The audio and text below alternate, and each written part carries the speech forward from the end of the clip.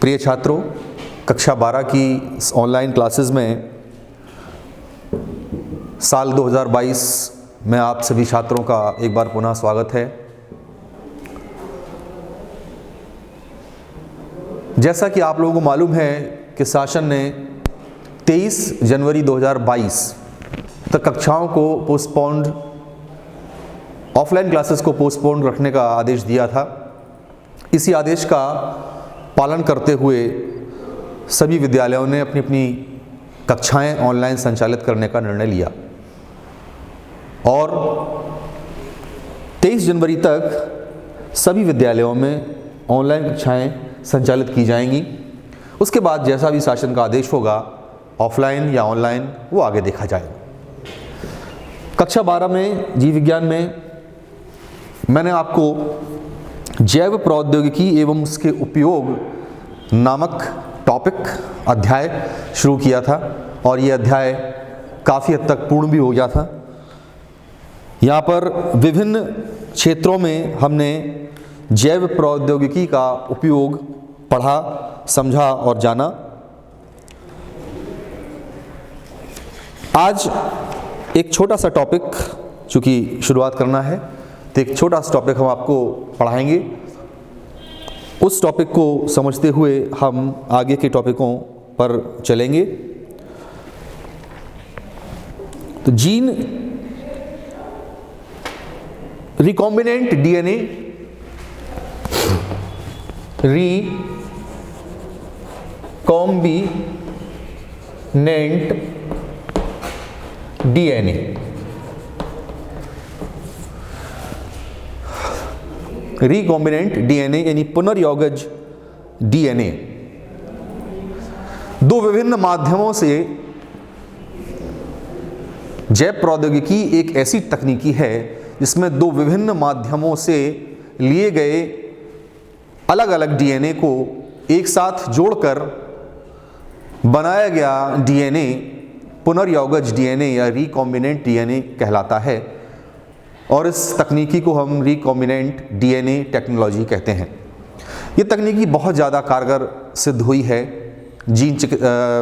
आपकी जैव प्रौद्योगिकी या बायोटेक्नोलॉजी में, जिसके बहुत सारे उपयोग हैं। कई प्रकार के उपयोग हमने आपको आपके ऑफलाइन क्लासेस में लिखवाए हैं बुक में। उसमें से एक उपयोग है जीन चिकित्सा, जीन चिकित्सा, जीन थेरेपी। हम सभी जानते हैं कि हमारे मानव शरीर में बहुत सारे ऐसे आनुवंशिक रोग होते हैं जिनका निदान करना असंभव है, लेकिन आज बायोटेक्नोलॉजी या जीन जैव प्रौद्योगिकी के उपयोग के कारण हम ऐसे रोगों का भी निदान कर पा रहे हैं। वैज्ञानिकों ने बहुत सारी ऐसी तकनीकियाँ इजाद की हैं, शुरू की हैं, जिन पे खोज जारी है। बहुत सारे ऐसे आनुवंशिक रोग हैं जिन पर खोज जारी है कि इन्हें किस प्रकार से रोका जाए, किस प्रकार से इनको ख़त्म किया जाए। तो उसी में से एक टेक्नोलॉजी है जीन थेरेपी, अर्थात किसी भी मनुष्य के अंदर यदि किसी आनुवंशिक रोग का जीन मौजूद है तो उस जीन को एक नॉर्मल जीन से प्रतिस्थापित करके और उस रोग के त्रुटिपूर्ण जीन्स को हम हटाकर उसको नॉर्मल बना सकते हैं। मान लीजिए किसी व्यक्ति के शरीर में हीमोफीलिया का जीन है। आप जानते हैं हीमोफीलिया एक रोग होता है जिसमें यदि व्यक्ति को चोट लग जाए तो चोट लगने से उसका रुधिर निरंतर बहता रहता है, रुकता नहीं है। यह रोग हीमोफीलिया कहलाता है। यह एक आनुवंशिक रोग है और इस रोग की चिकित्सा के लिए जीन चिकित्सा बहुत ज़्यादा कारगर है। इस रोग के लिए हमने इस रोग का एग्जाम्पल दिया। बहुत सारे ऐसे रोग हैं जिनकी चिकित्सा के लिए ये प्रयास जारी है। तो जीन चिकित्सा वह पद्धति है जिसमें किसी भी आनुवंशिक रोग के त्रुटिपूर्ण जीन्स को सामान्य जीन्स से प्रतिस्थापित करके उस रोग का निदान किया जाता है। यह पद्धति जीन चिकित्सा कहलाती है। तो इसकी एक छोटी सी परिभाषा आप लिख लीजिए। आनुवंशिक रोग की चिकित्सा के लिए, आनुवंशिक रोग की चिकित्सा के लिए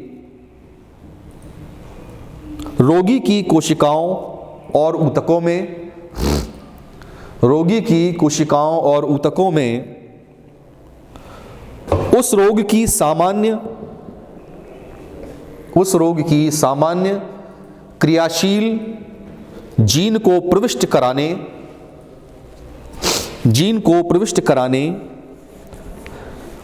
या त्रुटिपूर्ण जीन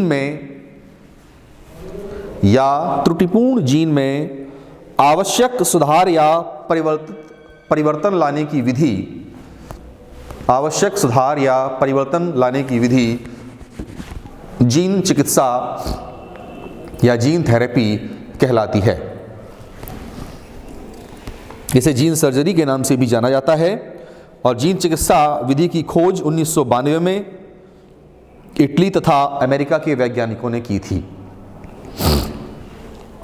तो ये जीन चिकित्सा हो गई। जीन चिकित्सा के लिए कई ऐसे रोग हैं जिन पर कार्य चल रहा है, जैसे leukaemia, breast cancer, cystic fibrosis, haemophilia, AIDS, Hunter's syndrome. कई प्रकार के ऐसे रोग नॉमिनेटेड हैं, लिस्टेड हैं, जिनके बारे में जीन चिकित्सा के द्वारा उनका निदान करने का प्रयास जारी है। तो जीन चिकित्सा समझ में आई आपको? किसी भी मानव में होने वाले किसी भी आनुवंशिक रोग के निदान के लिए उस रोग के त्रुटिपूर्ण जीन को सामान्य जीन से प्रतिस्थापित करके हटाने की क्रिया कहलाती है जीन थेरेपी, जीन सर्जरी या जीन चिकित्सा। ठीक है, तो ये टॉपिक आपका जीन चिकित्सा बताया मैंने आपको। इसके बाद एक टॉपिक है आनुवंशिक अभियांत्रिकी की जैव सुरक्षा समस्याएं। आनुवंशिक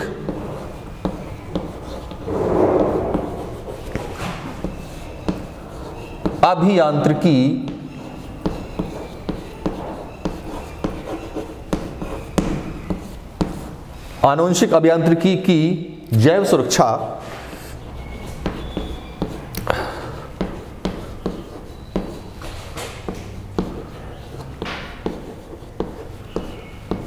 समस्याएं।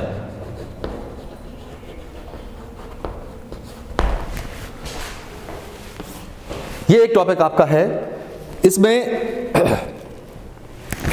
हमें यदि आनुवंशिक अभियांत्रिकी की टेक्नोलॉजी मालूम है, लेकिन उसको प्रयोग करने का मेथड नहीं मालूम, तो क्या होगा? इसमें जो व्यक्ति ये चीज़ नहीं जानते, वो व्यक्ति इस चीज़ का दुरुपयोग करेंगे और उससे मानव संपदा को और प्राकृतिक संपदाएं जो हैं, जीव जंतु, पेड़ पौधे इत्यादि, इनको सभी को नुकसान पहुंचेगा। तो इसमें पॉइंट नंबर 1 है कि यदि आनुवंशिक अभियांत्रिकी गलत हाथों में पड़ जाए, यदि जेनेटिक इंजीनियरिंग गलत हाथों में पड़ जाए और उसका उपयोग करना उन्हें ना आए, तो आप मान के चलिए कि बहुत ज़्यादा नुकसान प्राकृतिक संपदा को पहुंचेगा। इसमें कई ऐसी बहुराष्ट्रीय कंपनियां हैं जो जीन बैंक पर पूरा अधिकार जमा लेती हैं, जीन बैंक पर पूरा अधिकार जमा लेती हैं और फिर उसका जमकर दुरुपयोग करती हैं। तो ये एक बहुत बड़ा प्रॉब्लम है। दूसरा है हरित क्रांति में, आप जानते हैं हरित क्रांति क्या होता है? हरित क्रांति का मतलब है फसल का बहुत अधिक मात्रा में उत्पादन करना, फसलों का जेनेटिक इंजीनियरिंग। जो फसलें बीटी फसलें बन रही हैं आजकल, बीटी का मतलब होता है बैसिलस थूरिएनजेनेसिस नाम का एक बैक्टीरिया होता है, उससे एक जीन्स निकाली जाती है, उसका नाम होता है क्राई जीन्स, और उस क्राई जीन्स को सामान्य पौधे में इनोकुलेट करके और नए प्रकार का एक पौधा तैयार किया जाता है। उस पौधे को हम बोलते हैं बीटी पौधा या बीटी फसल। ठीक है ना? तो बीटी फसल में कई प्रकार के गुणों का समावेश होता है और ये बहुत ज़्यादा आजकल बहुत ज़्यादा कारगर सिद्ध हो रही हैं। हर जगह बीटी फसलें उगाई जा रही हैं, बीटी टमाटर, बीटी कपास, बीटी बैगन, बीटी तंबाकू, बीटी गन्ना इत्यादि बहुत सारी बीटी फसलें उगाई जा रही हैं। तो हरित क्रांति में जीन क्रांति की ओर मानव अग्रसर हुआ है। हरित क्रांति में जीन क्रांति की ओर मानव अग्रसर हुआ है। ट्रांसजेनिक पादप और ट्रांसजेनिक जंतु बन रहे हैं। यदि इन ट्रांसजेनिक चीज़ों को हमें ढंग से उपयोग करना ना आए तो आप मान के चलिए बहुत ज़्यादा नुकसान है और मानव सभ्यता को इससे बहुत हानि पहुंच सकती है। तो ये सुरक्षा की कुछ समस्याएं हैं, दुरुपयोग कर रहे हैं लोग इसका। कई ऐसे कानून हैं जो किसी चीज़ को पेटेंट बनाते हैं, कई ऐसे कानून हैं जो किसी चीज़ को पेटेंट बनाते हैं, अपना अधिकार उस पर कायम कर लेते हैं और फिर उसी चीज़ का दुरुपयोग करते हैं जमकर, जिससे मानव सभ्यता को हानि पहुंचती है। ये भी बहुत बड़ा प्रॉब्लम है, इशू है बहुत बड़ा। विजातीय डीएनए को मानव में, किसी भी विजातीय डीएनए को मानव में समायोजन के समय हुई मामूली सी त्रुटि भी बहुत बड़ी हानि पैदा कर सकती है। देखिए रिकॉम्बिनेंट डीएनए टेक्नोलॉजी हमने आपको क्लास में बताई थी।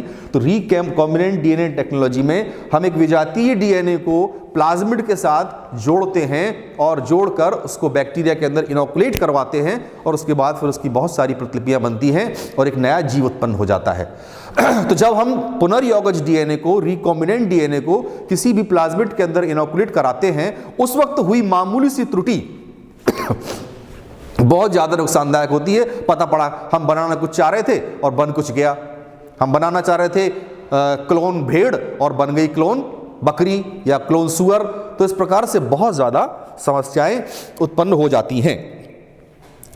इन्हीं समस्याओं के चलते एक टॉपिक आपके बुक में आया है,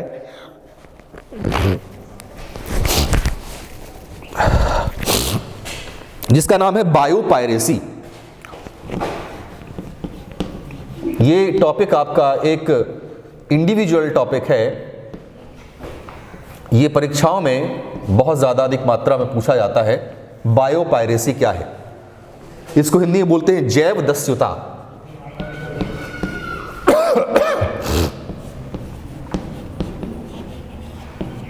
बायोपायरेसी या जैव दस्युता, ठीक है ना। तो बायोपायरेसी का मतलब होता है किसी एक देश के प्राकृतिक संसाधनों का, किसी एक देश के प्राकृतिक संसाधनों का किसी दूसरे देश के द्वारा उसकी बिना अनुमति के प्रयोग करना और उनसे बनाए हुए उत्पादों को धड़ल्ले से मार्केट में बेचना, यह कहलाता है बायोपायरेसी। बात समझ में आई आपको? किसी भी देश, जैसे भारत में कोई चीज पैदा हो रही है और अमेरिका आके उस चीज को ले जाए यहां से और उससे कुछ चीज बना के मार्केट में बेचे अपने नाम से पेटेंट करवा के, मेड बाई अमेरिका या मेड इन अमेरिका, जबकि वो चीज का स्रोत कहां से लिया गया है? इंडिया से।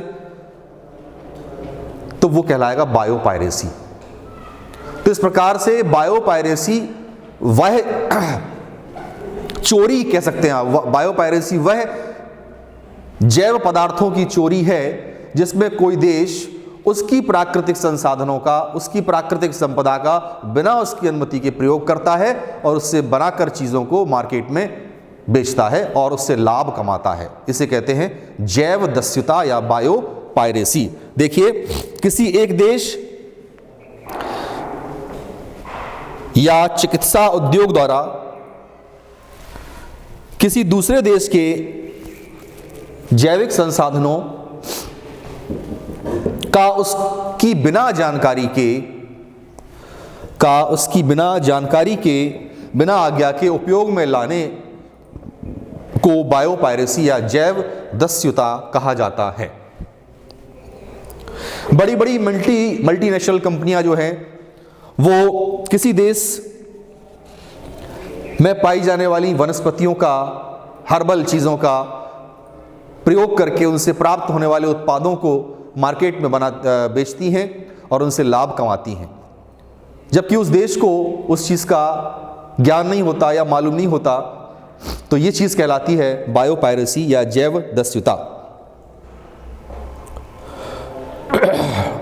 टेक्नोलॉजी का विकास न होने के कारण गरीब, अविकसित और अल्प विकसित देश अपनी जैविक संपदा का लाभ नहीं उठा पाते और ऐसे में जो विकसित देश हैं, जो टेक्नोलॉजी से परिपूर्ण देश हैं, वो इस प्रकार की संपदा का लाभ उठा लेते हैं और इसी को हम कहते हैं बायोपायरेसी या जैव दस्युता।